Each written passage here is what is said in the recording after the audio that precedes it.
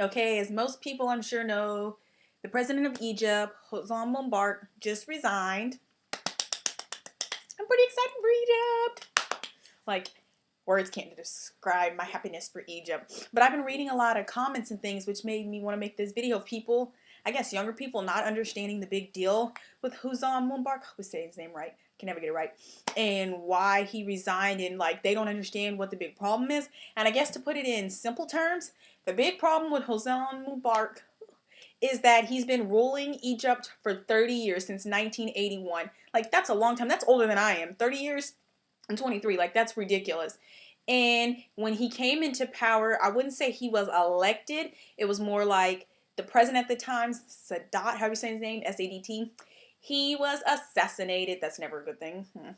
And then this person came into power, and he's been in power since 1981, and he's been making all these laws so that he can stay in power, and he's been training his son to become the next president of Egypt. And Egypt is the largest Arabic nation in the world. They have nearly 90 million people, and they started out as an Arabic nation and then lost like their right to be called an Arabic nation, if that makes sense, and then gained it back years ago. But essentially, they're the largest Arabic nation, and yes, they have all the struggles, like you have the Christians, the Muslims, this and that, back and forth. But the big thing is the fact that this man has been ruling the country for 30 years.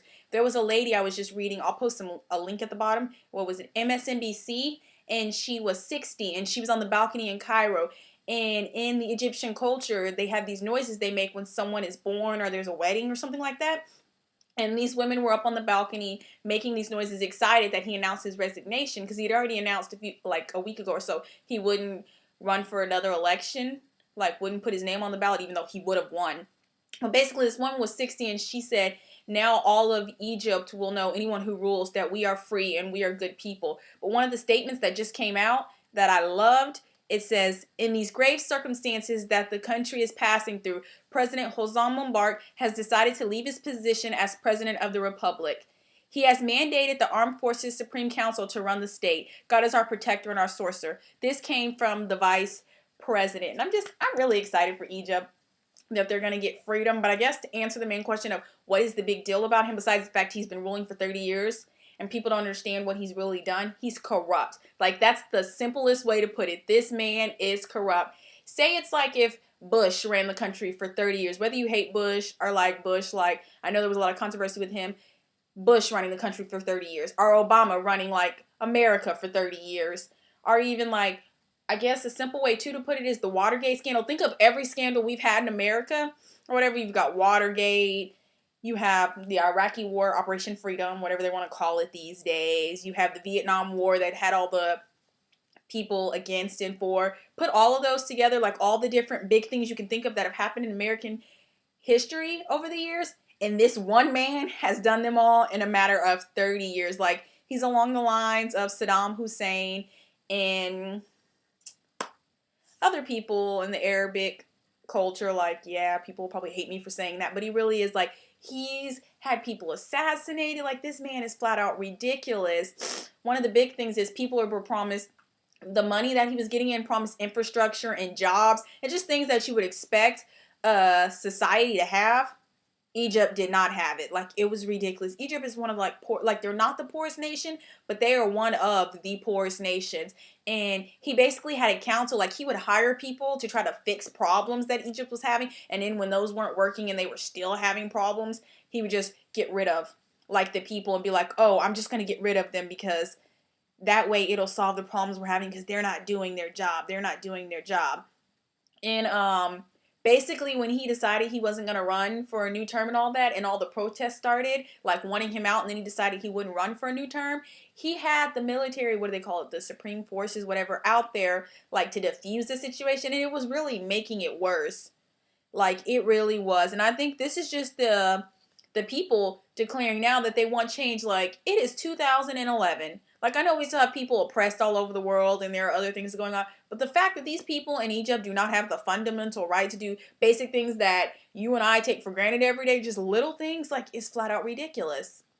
It's just ridiculous to me, and I'm really excited for Egypt. It makes me happy. But that's pretty much the simplest terms to put why it's such a big deal that this man has resigned, and why people are complaining is because he's corrupt. C-O-R-R-U-P-T. And on Facebook, And someone was like, "Welcome to Egypt 2.0." And I was like, "Oh, that sounds so cute. Like Egypt 2.0." And you think about it, think about how old Egypt is too. Like, you think about like biblical terms and way, way back, like, you know, before Christ, after Christ, all that, Egypt was around. And to think that this man's been ruling since 1981 and he's only I said it, the fourth president of Egypt. And you think about how old Egypt is. It's been around since like biblical times, all that, way before biblical times, whatever, because, you know, Africa, there's many speculations, not speculations, about it being like the first continent, what, Pangea and all that. Learned that in geology. I remember something. But anyways, he's literally was only the fourth president of this country. 4. That's ridiculous. And then he reigned for 30 years.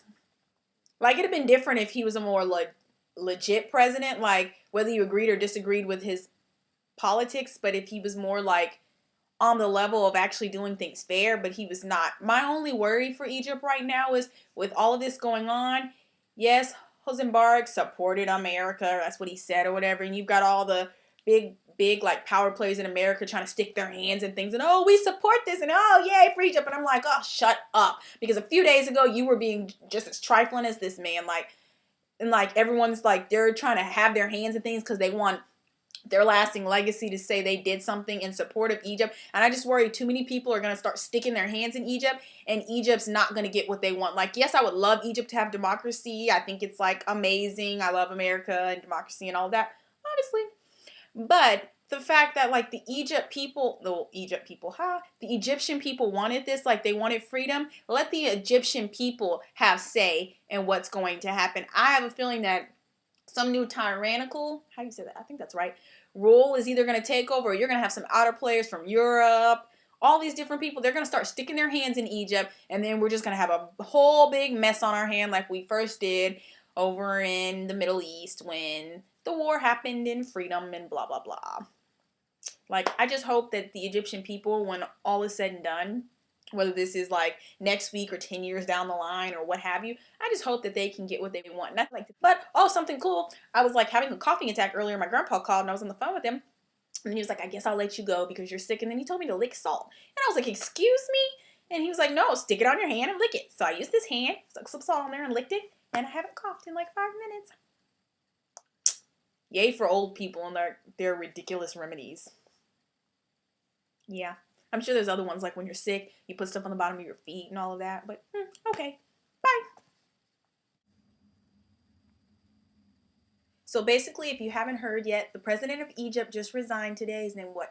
Hosni Murbarak? I can never say his name right. Oh no, I'm gonna cough. No, I'm gonna stop the video. I'm gonna keep going. Anyways. Yeah, I'm gonna stop.